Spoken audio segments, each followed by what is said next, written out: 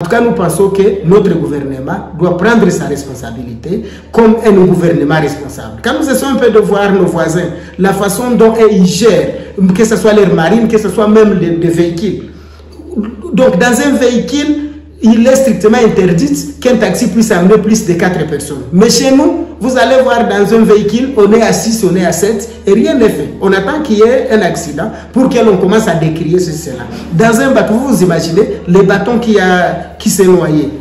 Ce bateau-là avait la capacité de transporter combien de personnes?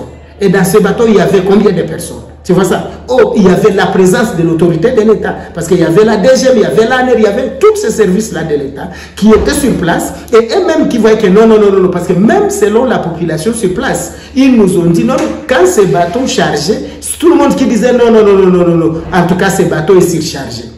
Mais que faisaient ces autorités qui étaient sur place? Il fallait attendre que, vous imaginez, un bateau qui a la capacité, c'est de 50 personnes. Mais un bateau dans lequel il y a des personnes qui nous parlent même de 700 personnes, 500, 300, chacun donne son bilan. Et on n'a aucun manifeste, même qui identifie les personnes qui se sont vues dans le bateau. Tu vois? Et là, on a du mal même à avoir un bilan. Puisque le bilan, donc chacun vient, il donne son bilan. Oh, il y avait 50, il y avait 100, il y avait autant. Et aujourd'hui, ce sont des cadavres qu'on est en train de ramasser, par-ci, par-là. Et avec ça, nous demandons à notre gouvernement de prendre sa responsabilité, parce que gouverner, c'est prévoir. On ne peut pas gouverner un peuple en tâtonnant, mais on doit gouverner un peuple en sachant que non, il y a des lois qui sont là et c'est ce même gouvernement qui doit faire respecter les lois. Si quelqu'un de la DGM ne respecte pas la loi, si quelqu'un de la marine ne respecte pas la loi, mais cette personne doit être interpellée. Mais comment attendre qu'il y ait des drames comme ce qui nous est arrivé, parce que c'est par là maintenant qu'on commence à chercher à établir des responsabilités. Non, l'État congolais est le premier responsable de ce qui nous est arrivé. Et c'est pour cette raison qu'ils doivent prendre les responsabilités pour que cela ne puisse plus se répéter demain ou après-demain. Et éviter de nous envoyer des grandes délégations quand il y a des drames qui arrivent. Ils nous envoient des grandes délégations, encore très budgétivores, et là on sait tout cet argent-là. Cet argent allait même servir à acheter un bateau qui allait même transporter les gens de Minova à Goma, un bon bateau. Mais un bateau, le bateau la Merdi, un bateau usé et dont on ne sait même pas est-ce que ce bateau réellement devrait encore transporter les gens. Mais comme à l'impossible l'île Neteli, on n'avait pas de choix. Il faudrait que les gens voyagent à bord de ces bateaux. Mais c'était un bateau qui ne devrait plus transporter les gens. Bon, messieurs les journalistes, ce qui nous a réjoui, c'est de voir que quand même, le jour du drame, quand même le gouvernement s'est déployé, parce que sur les lieux, on a vu quand même il y avait des équipes, et on a vu même la présence de nos phares d'essai, de nos marins, qui sont intervenus quand même pour sauver quelques personnes qui avaient la chance d'être sauvées. On a vu des plongeurs qui sont arrivés sur les lieux, quand même on a compris que le gouvernement était mobilisé.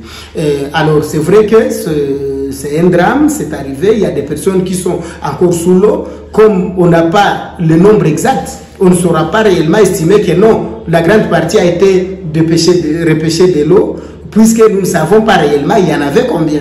Alors, donc ce que nous pouvons demander, c'est qu'il faudrait que le gouvernement s'y attelle davantage et voir comment continuer toujours à fouiller pour voir s'il y en a d'autres personnes qui sont restées sous l'eau pour que le corps là soit repêché et les enterrer dignement, parce que ce sont des Congolais, tu vois. Et là, comme le gouvernement pense déjà enterrer demain ceux qui sont déjà repêchés de l'eau, c'est une bonne chose qu'ils prennent cette charge, mais aussi penser à toutes ces familles-là qui ont perdu les leurs, parce qu'il y en a d'autres qui ont perdu, peut-être c'était le papa, et c'était lui le cerveau moteur de la famille. Maintenant, la famille est restée, ils n'ont plus de responsables, les enfants qui étudiaient tout ça. Si le gouvernement peut prendre même en charge un peu les besoins primaires de toutes ces familles-là qui se sont vues perdre les leurs. Par exemple, des enfants qui sont restés des orphelins, si le gouvernement peut prendre en charge même les scolarités.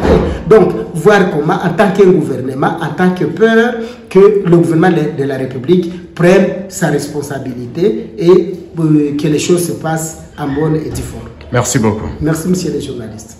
Très bien. C'est sur ce magazine, révolutionnons comment les jeunes s'informent.